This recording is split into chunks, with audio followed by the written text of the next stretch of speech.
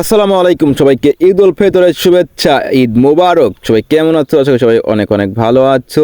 আমিও ভালো আছি। একটা নতুন একটা ভিডিওতে আপনাদের স্বাগতম। আজকে হচ্ছে পবিত্র ঈদ উল ফিতরের দিন, যার কারণে প্রথমে সকাল সকাল ঘুম থেকে উঠে বাড়িতে কিছু হালকা পাতলা কাজ সেরে আমি গোসলটা করিয়া রওনা দিয়েছি ঈদগার ময়দানে। এবং ঈদগার ময়দানে এসে দেখি যে এলাকার ম্যাক্সিমাম মানুষই ঈদগার ময়দানে এসে উপস্থিত হয়ে গেছে এবং আমার আসতে একটু দেরি হয়ে গেছে। এরই মধ্যে নামাজটাও শেষ করে ফেলেছি এবং নামাজ শেষে ঈদগাহর জন্য টাকা তোলা হচ্ছে। এবং এখানে হচ্ছে আমাদের 4-5 পদের টাকা তোলা হয়। প্রথমে হচ্ছে ইমাম সাহেবের জন্য এবং পরে মুয়াজ্জিন সাহেবের জন্য এবং ঈদগাহর জন্য, এবং আমাদের একটা গোরস্থান আছে এলাকা ভিত্তিক থেকে, এবং এই গোরস্থানের জন্য টাকা তোলা হয় এবং অনেক সময় ধরে এই টাকা তোলার কার্যক্রম চলে। এবং আমরা টাকা দেওয়া শেষ করে সবাই মিলে হচ্ছে কিছু ছবি তুলবো, যার কারণে আমার ছোট ভাই একটু ঘুরিয়ে দাঁড়াইছে ছবি তোলার জন্য। সে বলতেছে আমার জন্য একটা ছবি তোলো। আমি এসে দিকে হচ্ছে চারিপাশে শুধু ক্যামেরা ঘুরিয়ে দেখছি এবং এখনো দেখি টাকা তুলতে হচ্ছে। এরই মধ্যে হচ্ছে আমাদের গোরস্থানের কমিটি নির্বাচন করা হচ্ছে, যার কারণে আমাদের এলাকার মাতব্বররা সবাই মাইকে নিয়ে কথা বলতেছে যে এলাকার কমিটি গঠন করা হবে, যার কারণে হচ্ছে অনেক সময় ধরে আমাদের এখানে একটু আলোচনা সমালোচনা হচ্ছিল। এরই মধ্যে হচ্ছে আমি ক্যামেরাটা আমার পাশে আরেকজনকে দিয়ে দিলাম এবং তাকে বললাম যে আমাদের এখানে একটু ভিডিও করে দাও, এবং তার কাছে ফোনটা দিয়ে আমি একটু রিল্যাক্সে বসিয়া রয়েছি। এবং এরই মধ্যে হচ্ছে সে শুধু ক্যামেরাটা নিয়ে আমার ছোট ভাইয়ের দিকেই ধরে আছে এবং চারিপাশে ঘোরাঘুরি করতেছে। এবং এরই মধ্যে তাকে দেখি যে এখনো ভাই রে ভাই টাকা তোলা শেষ হয়নি, টাকা তুলেই যাচ্ছে।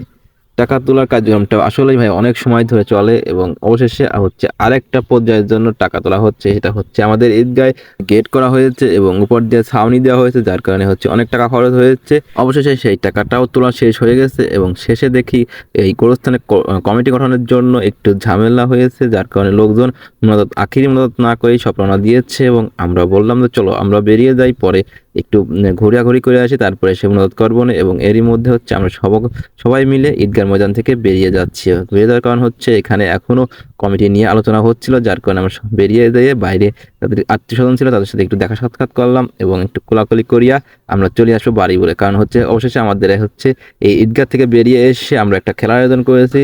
আমাদের স্বাস্থ্য ভাইয়া সবাই ঢাকা থেকে বাসায় এসেছে, তার কারণে হচ্ছে একটু ক্রিকেট ম্যাচ খেলবো।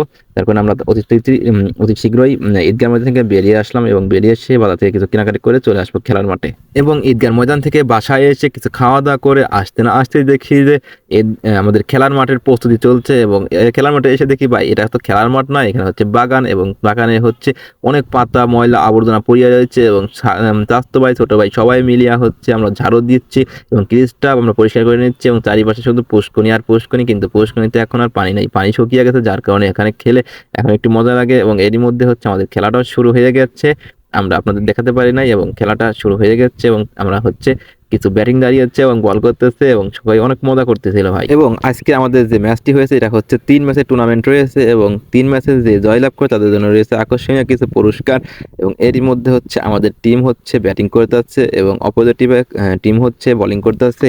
এরই মধ্যে হচ্ছে এক ম্যাচ শেষ হয়েছে এবং এক ম্যাচে আমরা জয়লাভ করেছি, আর এক ম্যাচের চলতেছে। এবং আমরা হচ্ছে 3টা ম্যাচ খেলেছি এবং 3টা ম্যাচের হচ্ছে একটা ম্যাচ আমরা জিতেছি, আরেকটা ম্যাচ হচ্ছে ঢাকা থেকে আসা স্বাস্থ্য ভাইরা জিতেছে। এবং মাঝের যে আরেকটা ম্যাচ ছিল সেই ম্যাচটা হচ্ছে ট্রাই হয়েছে, যার কারণে হচ্ছে পুরস্কারটা আর কোনো দলকে দেওয়া হয় নাই। এবং আমরা 3 ম্যাচ খেলাধুলা শেষ করে একটু রেস্ট নিয়ে আমরা দোকান থেকে 7 আপ এবং ঠান্ডা পানি এনে পান করিয়া একটু রেস্ট নিয়েছিলাম। এবং এরই মধ্যে খেলাধুলা শেষ হয়ে গেছে। সবাই ভালো থাকবেন, আশা করি আমাদের জন্য দোয়া করবেন। আসসালামু আলাইকুম।